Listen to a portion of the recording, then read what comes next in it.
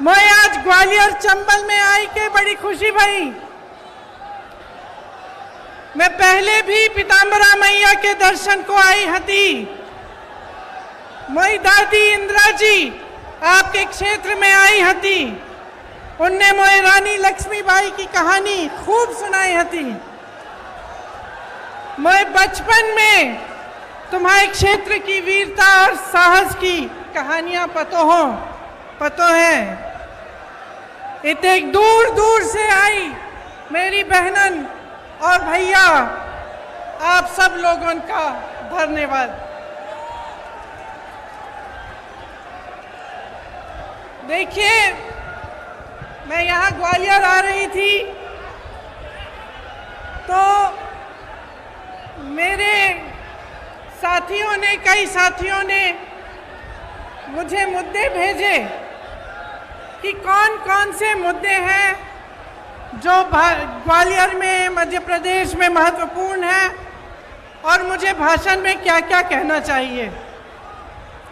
जब मैं उन मुद्दों को पढ़ रही थी, उन सुझावों को पढ़ रही थी, तो मुझे लगा कि ज़्यादातर नकारात्मक बातें थी और मेरे मन में ये बात आई कि क्या हमारी राजनीति आज सिर्फ आरोप और प्रत्यारोप में फंस गई है?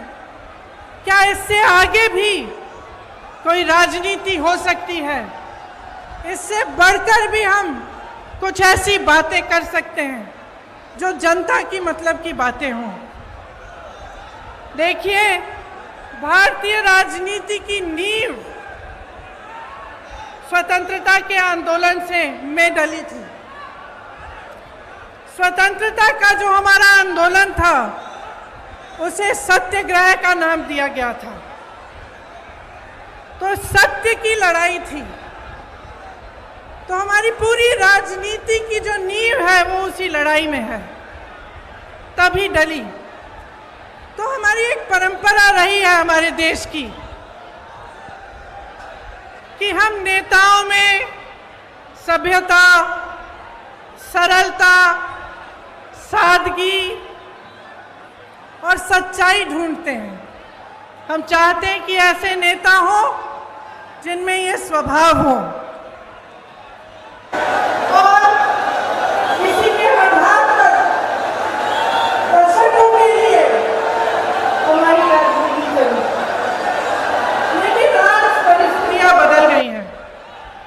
आरोप प्रत्यारोप, एक दूसरे की बुराई, हम मंच पे आते हैं, आपको गिनवा देते हैं कि इनके क्या गुण हैं और अवगुण हैं, वो हमारे गिनवा देते हैं।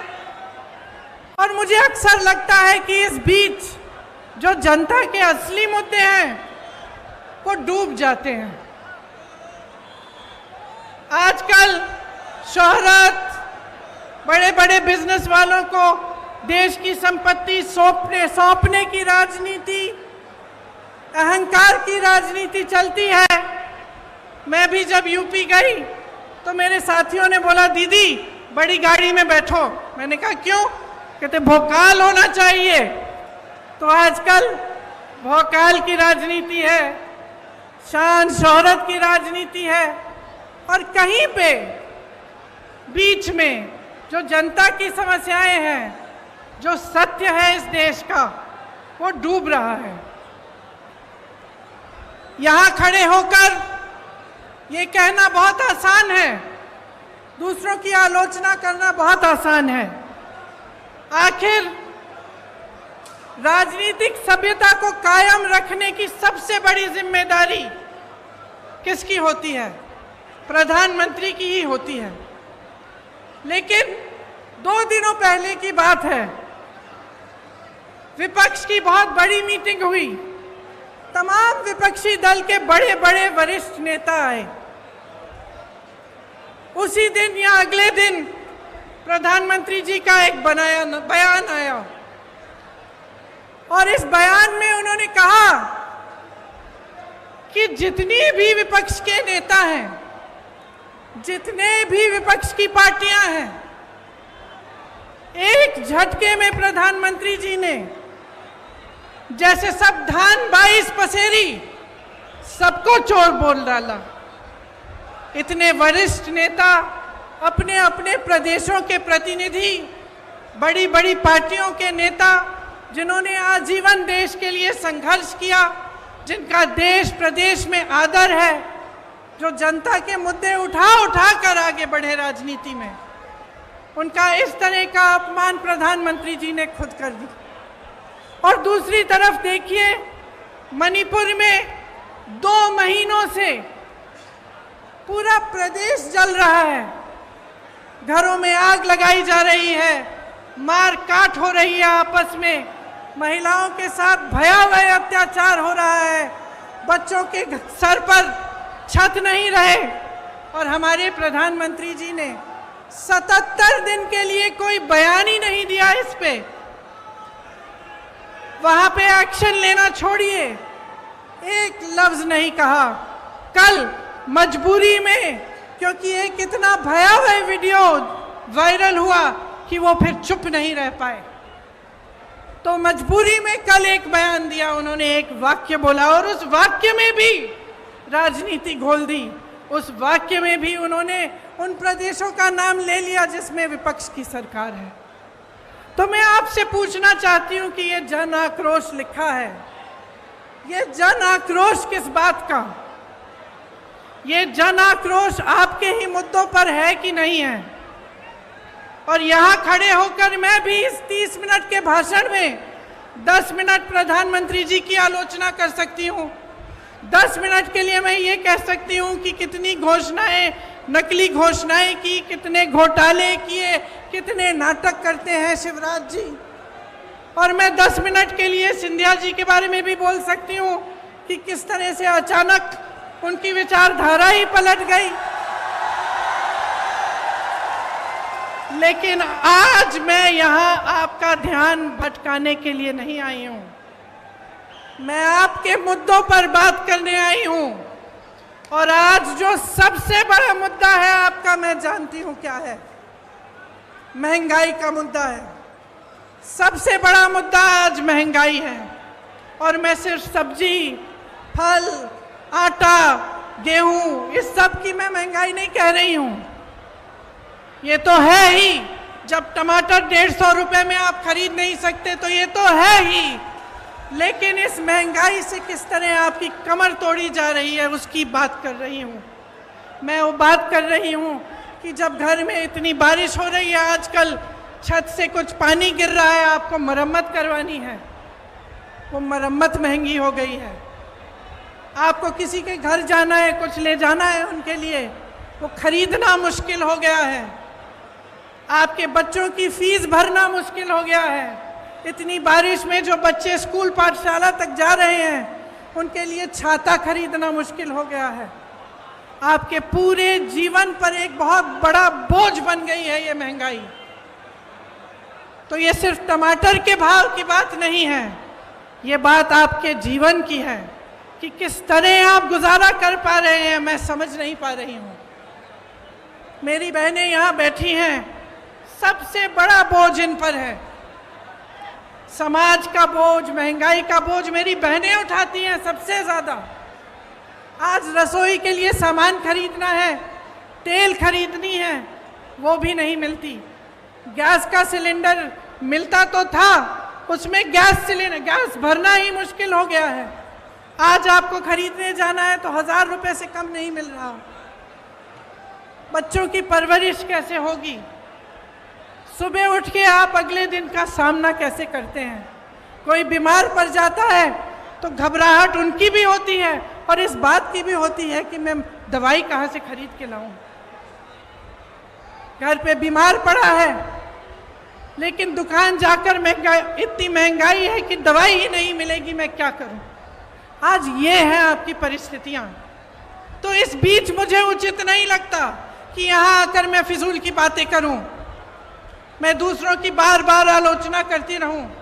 मुझे ये उचित लगता है कि हर चुनाव में, हर प्रदेश में, हर गांव में, हर मोहल्ले में जब कोई नेता जाता है तो उसे जनता के मुद्दों पर बात करना पड़ेगा। उसको बताना पड़ेगा कि ये महंगाई क्यों है, कि महंगाई के साथ साथ इतनी बेरोजगारी क्यों है, कि एक ऐसी सरकार क्यों है आज हमारे देश में जिसने पूरी की पूरी देश की संपत्ति एक या दो बड़े बड़े बिजनेस वालों को बेच दी। जहां से आपको रोजगार मिलता था, उन कंपनियों को जब इन्होंने अपने मित्रों को सौंपा तो उनको मालूम होगा कि आप बेरोजगार होंगे। आपको रोजगार कहां से मिलता था?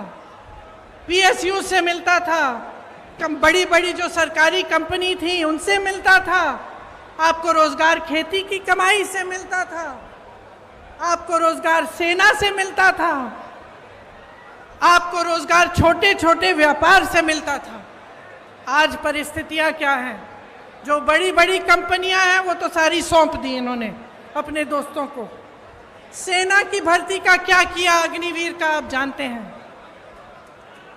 आपका ये जो क्षेत्र है ग्वालियर का क्षेत्र, रानी लक्ष्मीबाई जी का क्षेत्र है, यहाँ से तमाम वीर जवान जाकर हमारे सरहद पे खड़े होते हैं।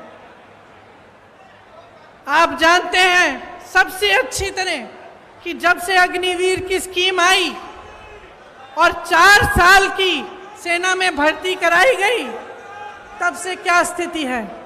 मैं कुछ हरियाणा के नौजवानों से मिली, उन्होंने मुझे बताया कि ट्रेनिंग से ही लोग वापस जा रहे हैं घर। तो कहते हैं कि हम इतनी ट्रेनिंग, इतनी कड़ी ट्रेनिंग कर किस लिए रहे हैं। हम इतनी कड़ी ट्रेनिंग इसलिए कर रहे हैं कि 4 साल बाद हम बेरोजगार होकर वापस आ जाएं, और जब घर आएंगे तो सरकार ने ये परिस्थितियां बना दी हैं कि घर पे भी किसानी से चाहे जितनी भी मेहनत कर लो, इतनी महंगाई है, इतनी मुश्किलें हैं कि किसानी से भी नहीं कमा पाएंगे। तो घर आकर क्या करेंगे? वहां भर्ती के लिए तमाम नौजवान पढ़ाई करते हैं, माँ बाप मेहनत की कमाई से उनके लिए पैसे इकट्ठे करते हैं। कोई 10,000 के ट्यूशन, कोई 20,000 के ट्यूशन करता है, और फिर देखिए पटवारी के इम्तिहान में किस तरह से घोटाला हो गया। तो इन चीजों का समाधान क्या है?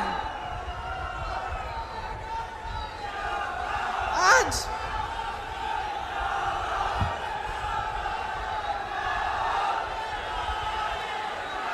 शर्म की बात है, शर्म की बात है कि सिर्फ मात्र सरकारी जो नौकरियां हैं मात्र 21 दी गई हैं पिछले 3 सालों में। 2018 में जब हमारी सरकार बनी थी तब इन्होंने सरकार गिराई। उससे पहले इनकी सरकार 10 सालों से चल रही थी, उससे ज्यादा। आज 18 सालों से इनकी सरकार है और ये परिस्थितियां हैं।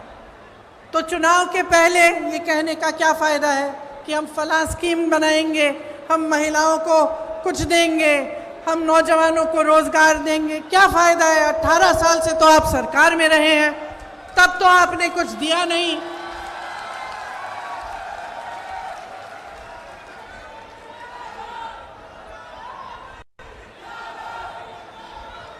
तो ये परिस्थितियां हैं, ये सच्चाई है। आपके मुद्दे क्या हैं? महंगाई है, बेरोजगारी है। जिस तरह से ये घोटाले पे घोटाला होता जा रहा है, जिसकी बड़ी लंबी लिस्ट है, यहाँ मेरे पास निकालते हूँ क्योंकि इतनी लंबी है कि इतने सारे याद भी नहीं रह पाते। खैर निकाल के बाद मैं बताऊंगी, दिख नहीं रही।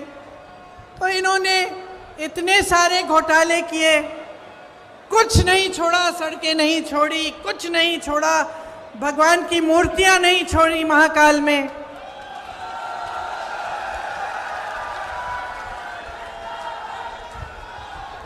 देखिए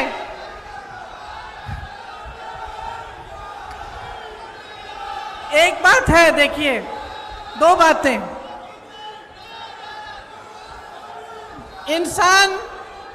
इंसान की जो नींव होती है ना, उसी तरह की नियत होती है, और उसी तरह से जो सरकार होती है उसकी जो नींव होती है उसी तरह की नियत होती है। ये जो सरकार इन्होंने हमारी सरकार गिरा के बनाई, इसकी नींव ही गलत थी, पैसों से खरीदी सरकार है। तो इसकी नियत, इसका नतीजा क्या है कि इसकी नियत ही खराब है। शुरू से सिर्फ लूट, सिर्फ घोटाले में ध्यान रहा है। ऊपर से 18 साल से सरकार चली आ रही है। अब आप बताइए, 18 सालों के लिए जिसके पास सत्ता होती है उसको क्या होता है? 18 सालों से सत्ता में रहने से अहंकार होता ही होता है, और इस कदर होता है कि जो आसपास के अधिकारी होते हैं, जो साथी होते हैं, वो भी सच्चाई नहीं बताते।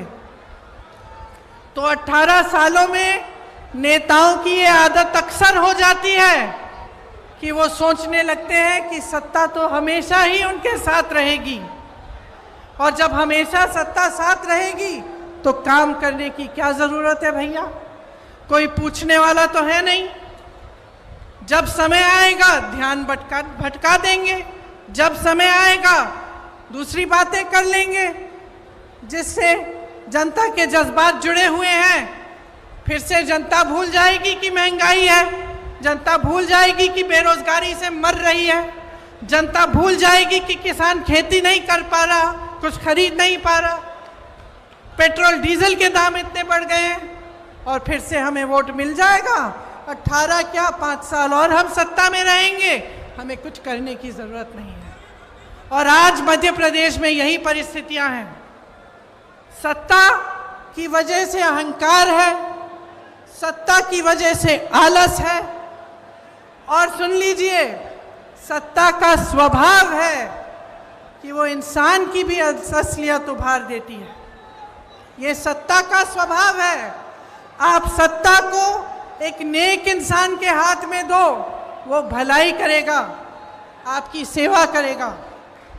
आप सत्ता को गलत इंसान के हाथों में दे दो तो इसी तरह की लूट मचेगी जो आपके प्रदेश में आज मच रही है।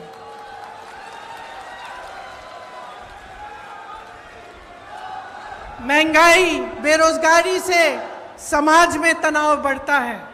जब समाज में तनाव बढ़ता है तो अत्याचार बढ़ते हैं, और अत्याचार हमेशा उन्हीं पर होते हैं जो ज़्यादा कमज़ोर हैं। आप सब ने देखा कि आदिवासियों के साथ किस तरह की हरकतें की जा रही हैं। आपने देखा कि इनके शासनकाल में दलितों के साथ कितने अत्याचार हो रहे हैं। महिलाओं की तो हम बात ही ना करें, हर रोज़ बलात्कार होता है। एक तरफ आपके अखबारों में बड़े बड़े इश्तिहार हैं इनकी सरकार के, और दूसरी तरफ ये खबरें कि किसी भाजपा के नेता के बेटे ने किसी के बलात्कार किया है, उसका आरोपी है, या फिर किसी महिला की छेड़छाड़ की है। तो ये परिस्थितियां हैं। अब आपको समझाना जरूरी भी है, लेकिन मैं जानती हूं कि सबसे ज्यादा विवेक जनता में होता है, सबसे ज्यादा। और मेरी समझ यह है कि जनता कभी गलत निर्णय नहीं लेती। जो भी निर्णय है उसका आदर लोकतंत्र को करना पड़ता है। तो अब समय आ गया है कि आप अपने लिए, अपने भविष्य के लिए एक बहुत बड़ा निर्णय करने वाले हैं। यह निर्णय क्या है कि अगले 5 सालों में क्या आप यही चाहते हैं जो आपने पिछले 5 सालों में देखा? और इस विषय में मैं आपसे पूछना चाहती हूं, मेरे नौजवान भाई बहन, बताइए आप में से कितनों को रोजगार मिला है?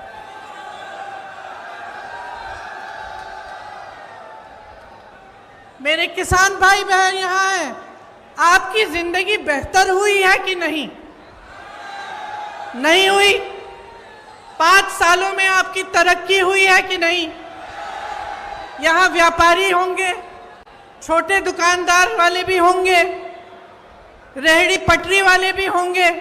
क्या आपके जीवन में तरक्की आई है कि नहीं? आप कितनी मेहनत से कमाते हैं, कुछ नहीं बचता आपके पास। और जो आप पर सत्ता है, जो जिनके पास सत्ता है, जो आप पर राज कर रहे हैं, आलस के बावजूद घोटाले पे घोटाले कर करके कमा रहे हैं। बड़े बड़े आलीशान महल हैं उनके, बड़े बड़े बिजनेस वालों के साथ घूमते फिरते हैं, लेकिन आपके पॉकेट में, आपके जेब में एक पाई नहीं बचती। आज ये अभाव है तो इसलिए है क्योंकि आप जागरूक नहीं बने हैं। मैं आप ही को दोषी ठहराऊंगी कि आपकी जागरूकता में कमी है। आप नेताओं से सही सवाल कर नहीं रहे हैं। आप नेताओं से पूछिए कि इतने घोटाले क्यों हो रहे हैं, कि आपने 22,000 घोषणाएं की, उसमें से क्या आपने 2,000 भी पूरी की? आप क्यों नहीं पूछ रहे हैं कि ये 20-25 घोटाले, इनकी जो लिस्ट है ये हर रोज बढ़ती कैसी चली जा रही है? आप ये नहीं पूछते कि आपके लिए इतनी महंगाई और इस देश के जो बड़े बड़े उद्योगपति हैं, जिनको इन सरकारों ने आपकी संपत्ति दे दी है, उनकी कितनी कमाई है? मैं बताती हूँ। 1600 करोड़ रुपए एक उद्योगपति एक दिन में कमा रहा है, जिसको इस देश की संपत्ति दे चुके हैं। 1600 करोड़ रुपए एक दिन में, और इस देश का किसान एक दिन में 27 रुपए नहीं कमा पा रहा। तो आज मैं आपसे पूछना चाहती हूं, बदलाव चाहते हो कि नहीं चाहते हो? आप एक ईमानदार सरकार चाहते हो कि नहीं चाहते हो? आप इस सरकार को हटाकर एक ऐसी सरकार बनाना चाहते हो जो आपके लिए दिन रात एक करके काम करे कि नहीं? आज 1600 युवा बेरोजगार हैं प्रदेश में। 1600 युवा आत्महत्या कर रहे हैं बेरोजगारी की वजह से। युवा जो होता है वो आशा रखता है, महत्वाकांक्षाएं होती हैं उसकी, माँ बाप के लिए कुछ करेगा, कमाएगा, घर में जो बच्चे हैं उसकी परवरिश करेगा। आज वो सारे सपने तोड़ दिए हैं। क्या आप ऐसी सरकार चाहते हैं जो रोजगार दिलवाए, जो आपको मजबूत बनाए, जो मध्य प्रदेश के नौजवानों को अपने पैरों पे खड़ा करे कि नहीं? मैंने उत्तर प्रदेश में एक नौजवान से पूछा कि बेटा, ये जो राशन की बोरी तुम्हें दी जाती है, तुम्हें ये चाहिए कि तुम्हें नौकरी चाहिए? मैं सबसे पूछती थी, एक ऐसा नौजवान नहीं था जिसने कहा मुझे राशन की बोरी दो। एक नहीं था। जितने भी नौजवान थे, चाहे जितने गरीब हों, चाहे छोटे छोटे से घर में रहते हों, वो सब कहते थे हमें रोजगार चाहिए, हमें नौकरी चाहिए, हम अपने पैरों पे खड़े होकर अपने परिवार के लिए खुद कमाना चाहते हैं। और इस सरकार ने आपको निर्भर बनाने का काम किया है। आपको राशन पर निर्भर करेंगे या आपको अपनी फालतू की स्कीमों पर निर्भर करेंगे जिसमें आपको कुछ मिलता भी नहीं है, लेकिन आपको रोजगार नहीं दिलवाएंगे, आपको अपने पैरों पर खड़े होने का काम नहीं करने देंगे। इसीलिए कांग्रेस जो है वो आपके लिए कुछ वादे, कुछ गारंटी लाई है। जब मैं कहती हूं कि कांग्रेस गारंटी देगी, तो मैं इस आधार पर कहती हूं कि हमारी जहां जहां सरकारें हैं, वहां वहां हमने जो गारंटी दी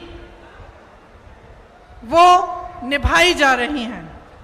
चाहे आप मध्य प्रदेश में चाहे आप कर्नाटका में, चाहे आप हिमाचल प्रदेश में, चाहे आप राजस्थान में देखें, तो जो वादे किए थे वो निभाए जा रहे हैं।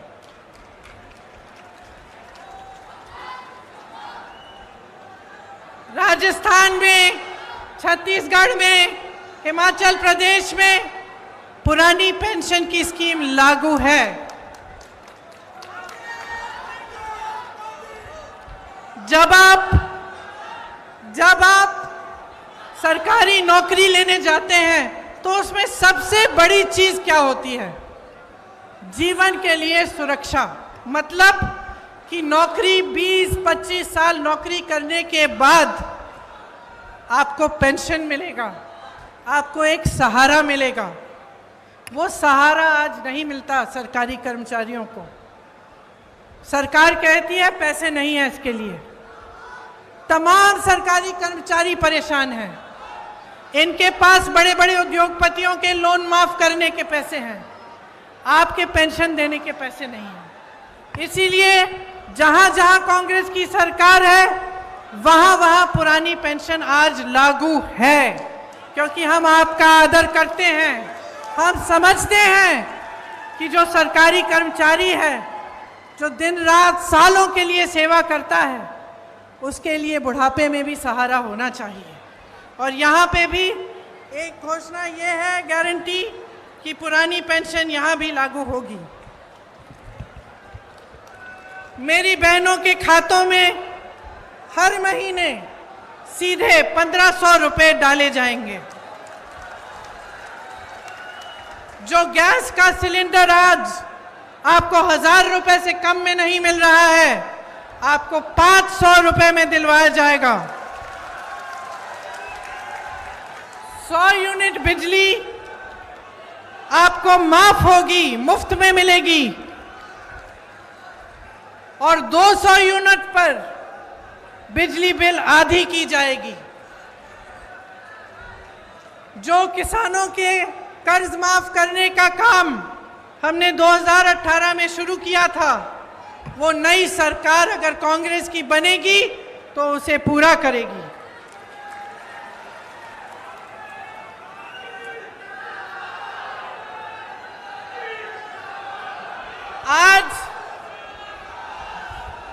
आज छत्तीसगढ़ में कांग्रेस की सरकार है, 2600 रुपए धान मिल रहा है। 2600 रुपए आपको मिलते हैं धान के लिए। जहां पे हिमाचल में हमारी सरकार है, वहां जो वादे किए उनको पूरा करने का काम शुरू है। कर्नाटका में कहा था कि महिलाओं को बस में यात्रा मुफ्त में मिलेगी, आज महिलाएं मुफ्त में यात्रा कर रही हैं। तो इस बार मध्य प्रदेश में मुझे लगता है कि प्रचंड बदलाव की लहर है। और मैं आपसे आग्रह करती हूं कि प्रचंड बहुमत से आप इस बार कांग्रेस को जिताइए। एक ऐसी मजबूत सरकार बनाइए जो न खरीदी जा सके न गिराई जा सके, जो 5 सालों के लिए दिन रात आपके लिए काम करे और आपके ही भविष्य को मजबूत बनाए।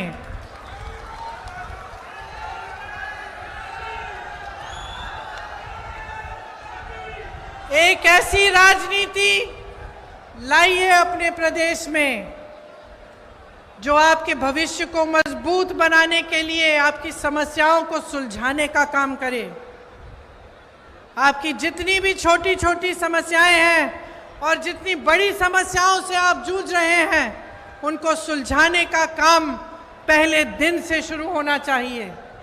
और कमलनाथ जी से मैं अपनी तरफ से एक छोटी सी मांग अपनी तरफ से भी करना चाहती हूँ। अभी रास्ते में मैं यहाँ आ रही थी तो कुछ मुझे दिव्यांग लोग मिले। उन्होंने कहा कि उनका पेंशन सिर्फ मात्र 600 रुपये है। तो मैं आपसे आग्रह करती हूं कि आपकी जब सरकार बनेगी तो उनका पेंशन भी जरूर बढ़ाइएगा।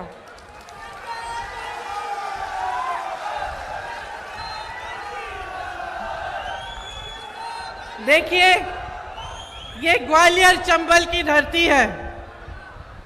जैसे मैंने कहा, झांसी की रानी की धरती है। बड़े बड़े यहां से महापुरुष हुए, अपने क्षेत्र के लिए, अपने देश के लिए, अपनी जनता के लिए जी जान एक की। ग्वालियर चंबल बारे अब की जी मामा जी की भ्रष्ट सरकार बदलबे बारे है। बोलो, बदलबे बारे है ना? ठीक बोल रही हूं? और बोलूं आपकी भाषा में? एक बार हमारे संगे जोर से बोलो, भाजपा जाए बेबारी है, कांग्रेस आए बेबारी है। भाजपा जाए बेभारी है, कांग्रेस आए बेभारी है। और आप सबको धन्यवाद देना चाहती हूं कि इतने समय से आपने मेरा इंतजार किया, मेरी बातों को आपने ध्यान से सुना। मैं आशा रखती हूं कि आप इन बातों को भूलेंगे नहीं, और चाहे जिस भी पार्टी का नेता आपके सामने आए, मंच पे खड़ा हो, आप उससे ये जरूर पूछिए कि आपके मुद्दों पे बात करें और आपके लिए वो क्या करेंगे। तो आप सबको बहुत बहुत धन्यवाद। जय हिंद।